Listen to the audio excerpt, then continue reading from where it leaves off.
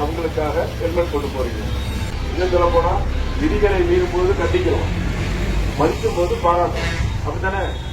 இப்ப அந்த மாதிரி பாராட்டி உங்க எல்லாருக்குமே ஒரு வேஷ்டி, டவல் அண்ட் சுய் ஜூஸ் இது கொடுக்குறோம். அடுத்தது நாட்டை காக்க ராணுவம் இருக்கு. அப்படித்தானே? பாடல ராணுவம் இல்லைன்னா சரியா வருமா? இங்க இங்க யாரு காக்கிறா? ஊரை காக்க காவல்துறை. ஓகேவா? அதுலயும் அதிகமா கஷ்டப்படுறது டிராபிக். மழை, வெயில், காற்று, அது இதுன்னு சொல்லி எல்லாத்தையும் கஷ்டப்பட்டு பார்க்கறது டிராபிக் போலீஸ். சரியா வருமா? நீங்க சரியா போக முடியுமா? ஒரு இடத்துக்கு அவசரமா போறீங்க, டிராபிக் போலீஸ் இல்லைன்னா உங்களால போய் சேர முடியுமா? ஆனா நம்ம என்ன பண்றோம், ஒரு சில சம்பவங்களை வச்சுக்கிட்டு போலீஸை குறை சொல்றோம்.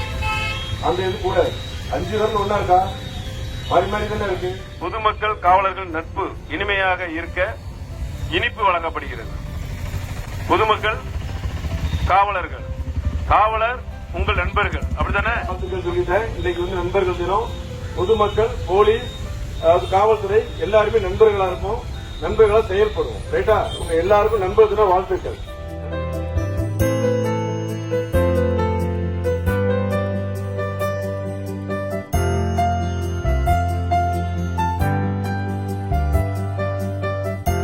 அதனால வந்து போலீஸ்காரங்களும் நம்மளும் வந்து ஒரு ஃப்ரெண்ட்ஷிப்பாக இருக்கிறத ஒரு விழிப்புணர்வு மாதிரி பண்ணுறாங்க.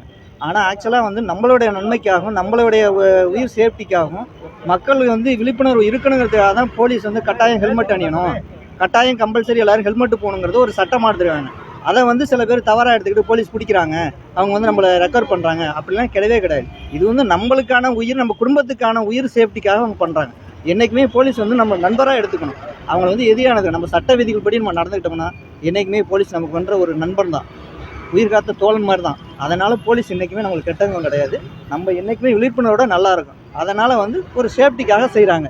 இதை வந்து நம்ம ஒரு வரப்பிரசாதமாக எடுத்துக்கிட்டு எல்லாரும் இது ஒரு விழிப்புணர்வு எடுத்துக்கிட்டு இன்னைய டேட்டில் நம்ம வந்து எல்லாரும் ஒரு கடமையாக எடுத்துக்கிட்டு ஒரு துணிவோட இன்னைக்கு வந்து எல்லாரும் ஹெல்மெட் அணிங்கிறது ஒரு விழிப்புணர்வு எடுத்துக்கிட்டு நம்ம நடந்துக்கணும்.